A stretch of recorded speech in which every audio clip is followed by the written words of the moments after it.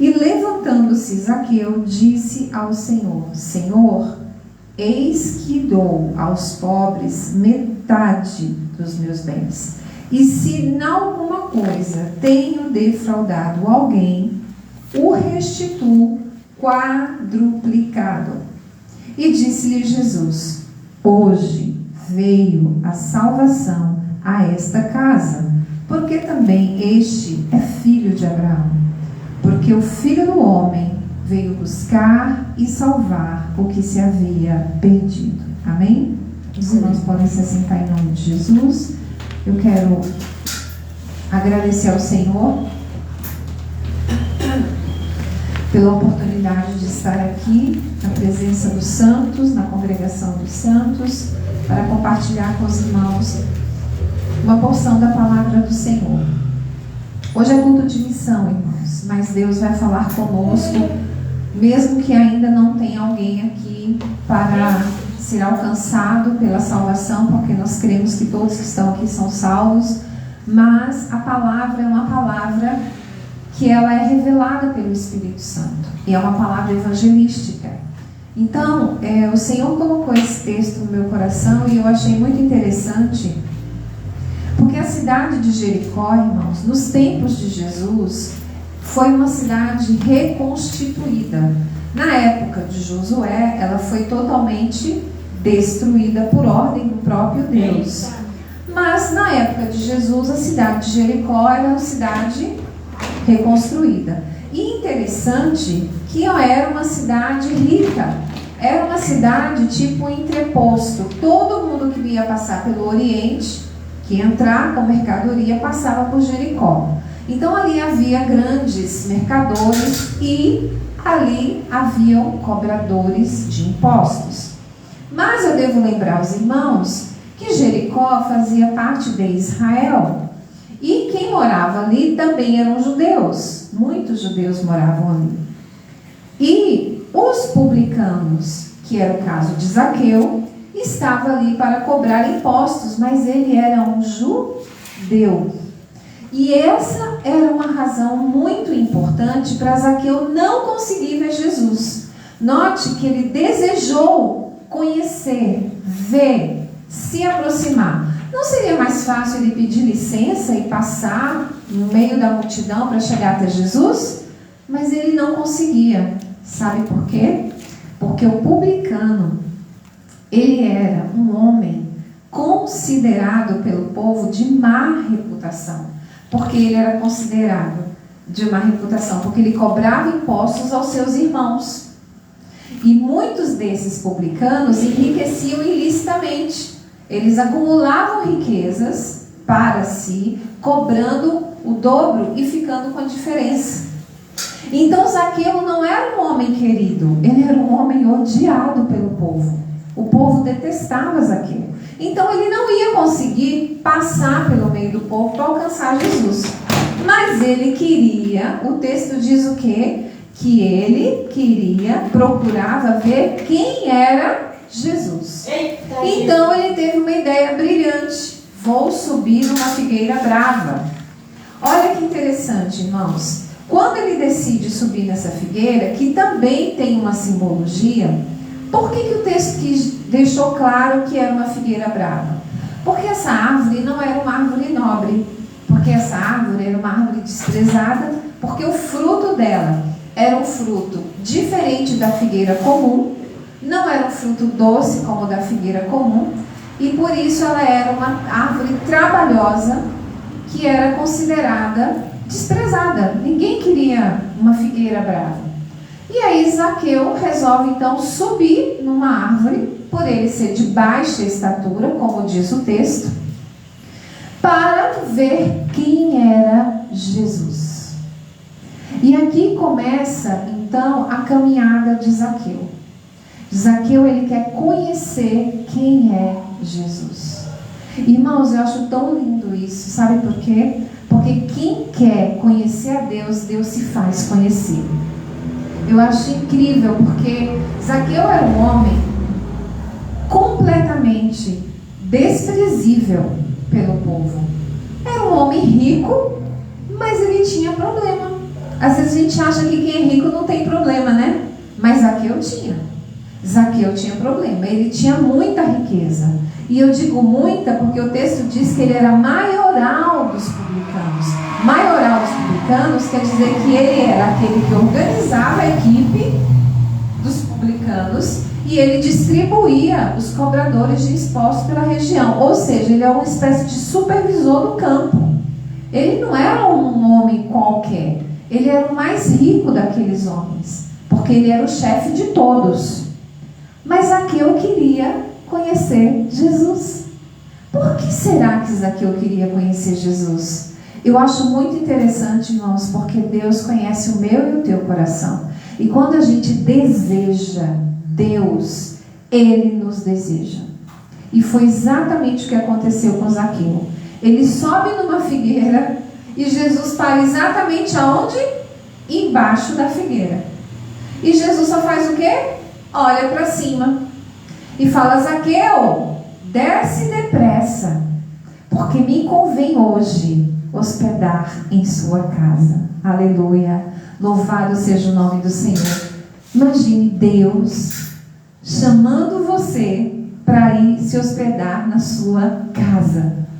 Ele reagiu de uma forma interessantíssima. O texto diz que ele desceu e recebeu Jesus alegremente. Jesus tinha algo que Zaqueu precisava.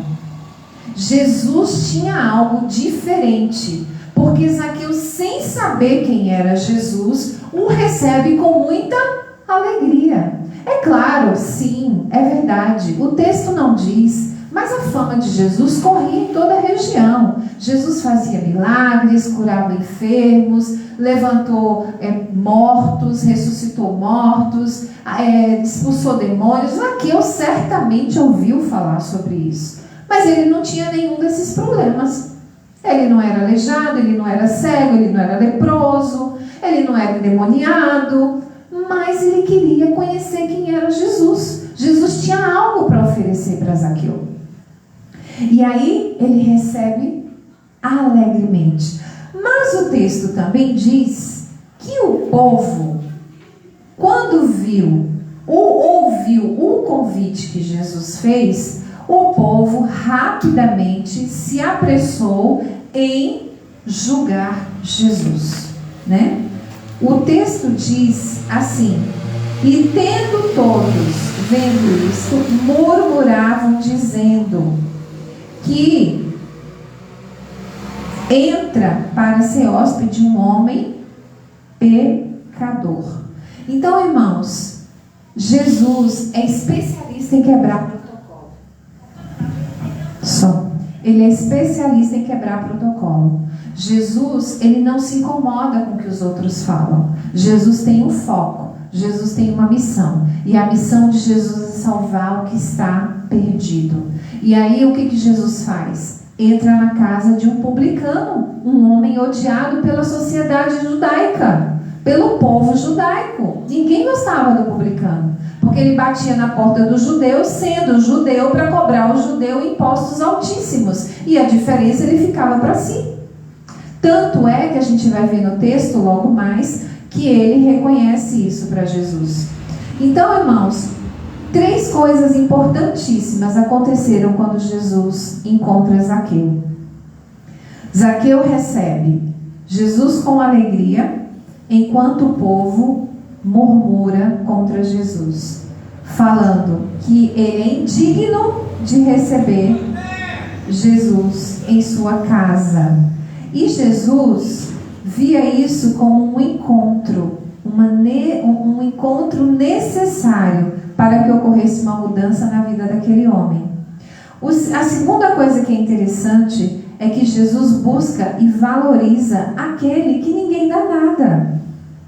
É por isso que o Evangelho, o reino de Deus, é todo invertido. Já reparou que é todo invertido? Jesus manda amar o inimigo, amar o que vos persegue. O mundo manda você pagar na mesma moeda. Jesus diz para não pagar o mal com o bem. O reino de Deus, os valores do reino de Deus são totalmente diferentes do nosso, né? Da nossa sociedade humana. Então Jesus, ele valoriza aquele que está perdido. Aquele que a sociedade despreza é aquele que Deus valoriza. Deus acolhe não pessoas boas, mas pessoas necessitadas. É essas pessoas que Deus alcança.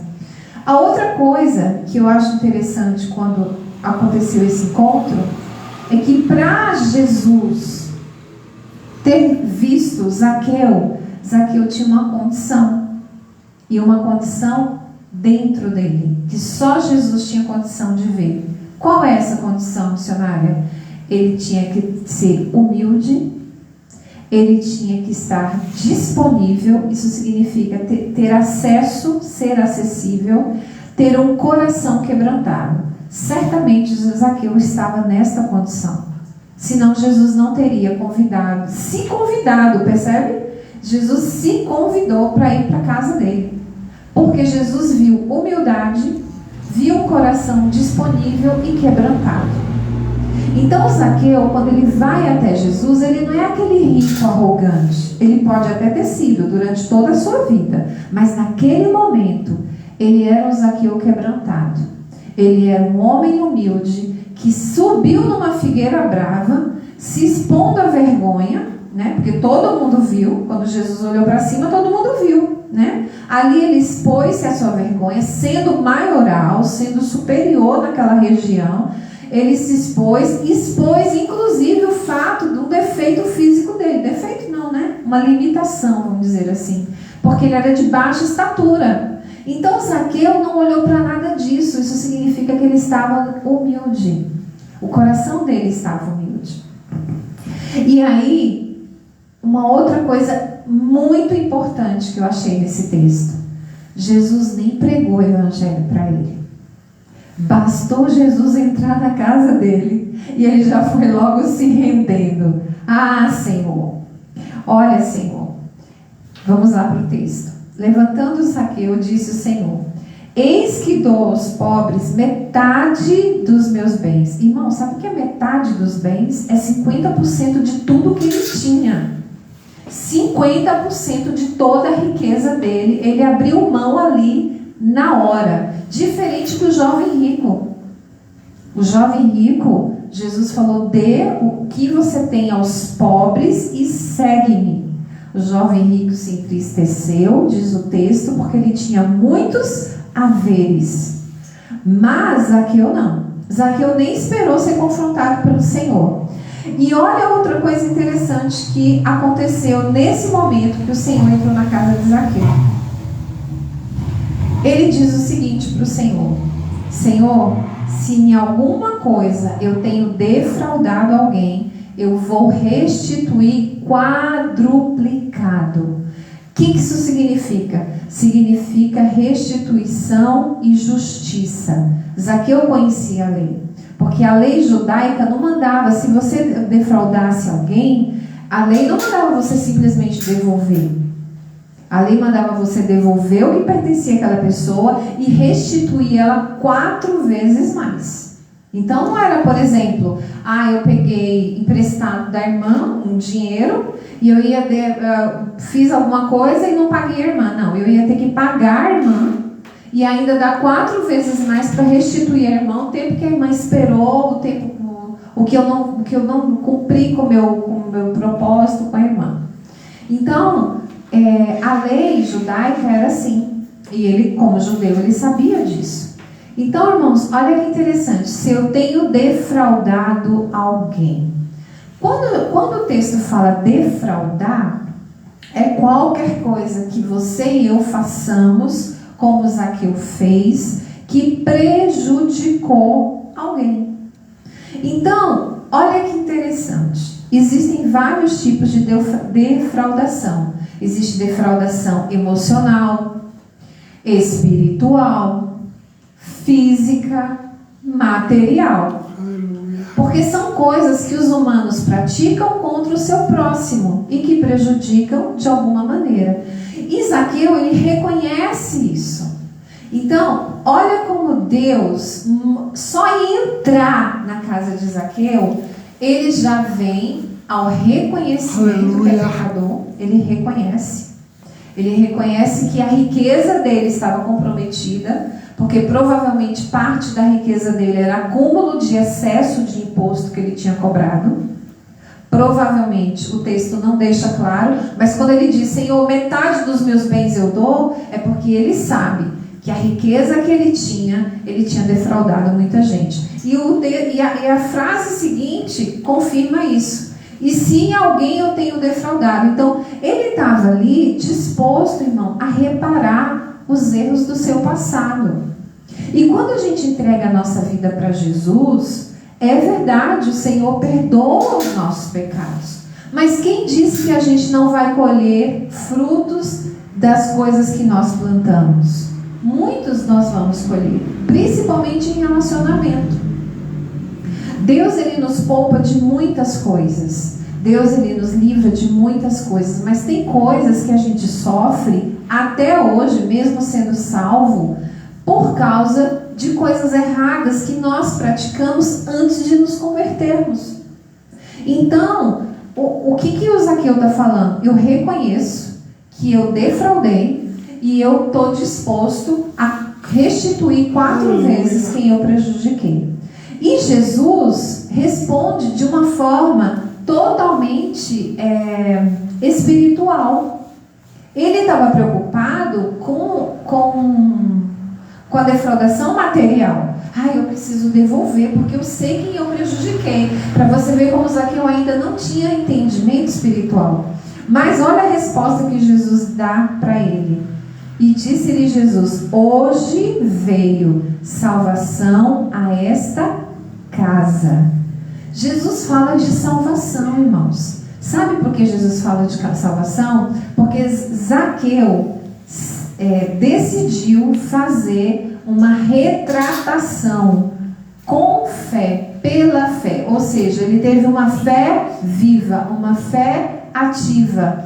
Ele falou: eu creio em Jesus e eu sei que eu não posso servir a esse Deus, a esse mestre, a esse Jesus do jeito que eu estava. Então ele faz uma retratação e naquele momento ele demonstra que a fé que ele tem em Jesus é uma fé para a salvação, é uma fé para a conversão, é uma fé para a mudança de caminho, é uma fé para a mudança de atitude. O que isso significa, irmã Joilde? Significa que quando nós verdadeiramente somos salvos, nós temos uma mudança real na nossa vida. Real. Aquilo que eu praticava eu não pratico mais e passo a buscar e a praticar atos de justiça. Aleluia. Que me identifiquem com Cristo. Esse é o fruto do salvo.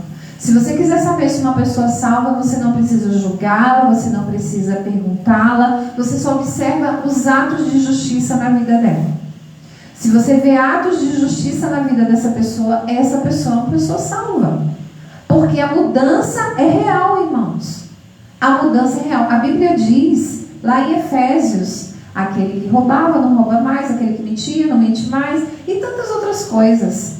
Mas a gente sabe que cada um sabe dos seus erros, cada um sabe dos seus pecados, cada um sabe das suas fraquezas. A minha não é a sua não é a minha. E o fato é que as nossas fraquezas, elas precisam ser submetidas a Cristo para que a gente venha produzir atos de justiça. E atos de justiça para Deus não tem nada a ver com essa justiça dos homens, irmãos. A justiça dos homens é trapo de imundícia. Atos de justiça para Deus é quando a gente nega a nós mesmos para poder alcançar ou abençoar a vida do outro. São atos assim que agrada a Deus. E aí Jesus diz: porque o Filho do Homem veio buscar e salvar o que se havia perdido. O amor e a misericórdia de Jesus mostra graça, mostra que ele não acolhe pessoas boas, entre aspas, né? Boas de obras, boas de palavras. Não. Jesus disse que os médicos não são para os bons, os médicos são para as pessoas doentes. Jesus é para quem precisa, não é para quem é autossuficiente, não é para quem se acha acima da média, não é para quem se acha super inteligente. Jesus é para quem precisa. E por isso que tem muita gente que ainda não entendeu, porque não consegue entregar a vida para Jesus, porque não sente a necessidade, irmão. O dia que o negócio apertar mesmo para valer, esse dia essa pessoa vai precisar de Jesus. O dia que ela sentir na pele, né, como essa irmã que o pastor acabou de testemunhar, ela sentiu na pele, irmão. Ela sentiu o mundo espiritual. Ela sentiu a realidade do mundo espiritual. Qual é a realidade, irmã? Tem morte eterna e vida eterna. Ela sentiu que se ela partisse ali, ela não ia ter vida eterna. E o negócio não é brincadeira, é real. Aleluia. E outra, esse texto deixa claro que Jesus está disposto, independente de quem seja, ele não faz acepção de pessoas. Porém, são as pessoas que fazem acepção de Deus. São as pessoas que querem servir a Deus do jeito delas, da maneira delas, e acham que isso agrada a Deus. E, irmãos, não é assim. Ou a gente serve a Deus como Deus deixou escrito aqui na Bíblia, ou a gente vai estar se enganando. A gente vai estar se enganando. E às vezes a gente precisa falar a verdade para algumas pessoas por amor à alma delas. Mas às vezes a gente perde até a amizade por causa disso. Porque você fala a verdade. Qual é a verdade? A minha verdade? Não. A verdade da palavra de Deus. Aí você perde até a amizade. Porque você fala um versículo, você fala uma palavra e você diz, olha, o caminho é esse, não tem outro caminho. Então, o Senhor está nos instruindo para nós estarmos preparados. Para quê, irmã? Para nós transformarmos a vida das pessoas através do nosso testemunho, através dos nossos atos de justiça, para nós avaliarmos a nossa vida, para a gente produzir frutos de salvo, né? Salvo, irmão, ele produz fruto. Ele não é uma figueira brava, ele é uma figueira nobre, ele é uma árvore nobre. O salvo, ele produz fruto, né? E frutos de justiça. O salvo, ele ama a Deus, mas ele não se acomoda, ele está preocupado com o que Deus está preocupado. Ele ama o que Deus ama e ele quer fazer o que Deus quer que ele faça. Essa é a característica do salvo. Então, irmãos, guarde essa palavra no seu coração, medite nela e que o Senhor possa nos acrescentar mais fé e que nós possamos cada vez mais praticar atos de justiça que venham condizer com a nossa condição de salvos. Amém? Eu agradeço a oportunidade, as palmas do meu Senhor.